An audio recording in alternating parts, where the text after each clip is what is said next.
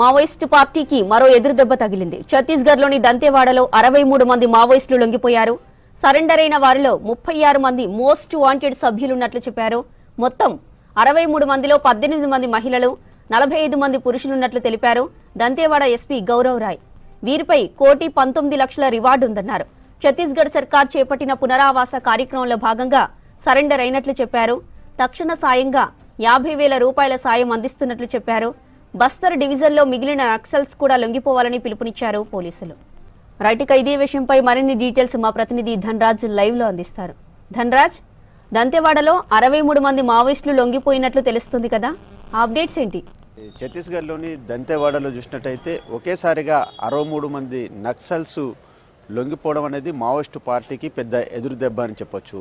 ఇందులో చూసినట్టయితే మోస్ట్ వాంటెడ్కి సంబంధించినటువంటి నక్సల్స్ చూసినట్టయితే కూడా 35 మంది ఉన్నారు. అదేవిధంగా మహిళలకు సంబంధించినటువంటి విభాగంలో చూసినట్టయితే వాళ్ళు 18 మంది, అదేవిధంగా 45 మంది పురుషులు కూడా ఉండడం జరిగింది. అయితే వీళ్ళందరిపైన కూడా 1,19,00,000 రూపాయల రివార్డు ఉంది. దాంతోపాటుగా ఈ ఛత్తీస్గఢ్లోనే వివిధ డివిజన్కి సంబంధించి ప్లాటూన్లలో పనిచేస్తున్నటువంటి ఈ మావోయిస్టులందరూ కూడా ఒకేసారి ఛత్తీస్గఢ్ రాష్ట్ర ప్రభుత్వం ఏదైతే పునరావాసకు సంబంధించినటువంటి ప్యాకేజీకి దానికి ఆకర్షితులయ్యారు. అయితే లొంగిపోయిన వారికి చూసినట్టయితే మొదటగా ఒక్కొక్కరికి 50,000 రూపాయల ప్యాకేజీని ఇస్తున్నారు. దాంతోపాటుగాను వీళ్ళు క్యాడర్ వైజ్గా చూసినట్టయితే 2 లక్షల నుంచి ఒక్కొక్కరి తలపైన కూడా 11 లక్షలు, అంటే 11 లక్షలు ఉంది, 5 లక్షలు, 3 లక్షలకు సంబంధించినటువంటి వాళ్ళపైన రివార్డు ఉంది. కాబట్టి ఆ రివార్డును కూడా వాళ్ళకు అందజేయడం జరుగుతూ ఉంది.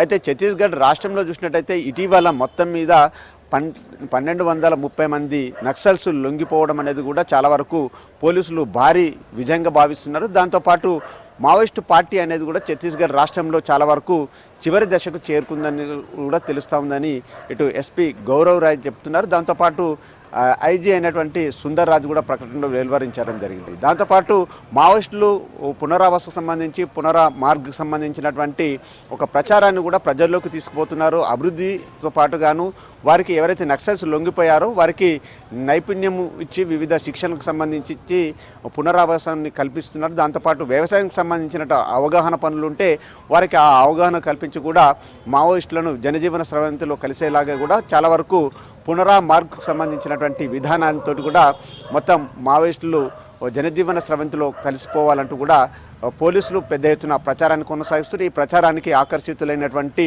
దంతేవాడ, బస్తర్ వంటి ప్రాంతాలలో వివిధ డివిజన్లో ఉన్నటువంటి నక్సల్స్ 63 మంది ఇటు దంతేవాడలోని ఎస్పీ గౌరవ్ రాయ్ ముందు కూడా లొంగిపోవడం అనేది కూడా చాలా వరకు మావోయిస్టు పార్టీకి పెద్ద ఎదురుదెబ్బ అని తెలుస్తూ ఉంది. దాంతోపాటు ఇక మరికొంతమంది నక్సల్స్ కూడా ఇదే బాట పట్టే అవకాశం ఉందని కూడా ఇటు ఛత్తీస్గఢ్ ప్రభుత్వం భావిస్తూ ఉంది. జ్యోతి, जनवरी 2026 को पूरे बस्तर रेंज में पुनः मार्गिंग पुनर्वास से पुनर्जीवन एक अभियान चलाया जा रहा है, जो कि छत्तीसगढ़ शासन की पुनर्वास नीति के तहत माओवादियों से अपील करता है कि आप उनकी खोखली विचारधारा को छोड़कर मुख्य धारा से जुड़े। जिसके परिप्रेक्ष्य में आज कुल 63 माओवादी ने आत्मसमर्पण किया है, जिनमें से इनामी माओवादी 36 माओवादी हैं।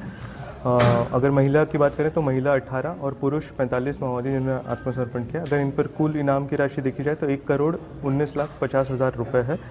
बड़े कैडर्स में अगर देखा जाएगा तो जो माओवादी ने जिन्होंने आत्मसमर्पण किया ये बीजापुर इलाके, नारायणपुर इलाका और फिर कालाहांडी, वहाँ से भी इन्होंने आत्मसमर्पण किया है। DVCM रैंक में देखें तो कालाहांडी एरिया कमेटी सचिव पाकलू उर्फ रेनू है, और भैरमगढ़ एरिया कमेटी में देखें तो मोहन कड़ती और Bhairamgarh area committee in charge Sumitra DVCM है। इसके अतिरिक्त company number 10, company number 1, company number 7 ये PLGA के कंपनी नंबर कंपनीज हैं जिनके माओवादी ने आत्मसमर्पण किया है।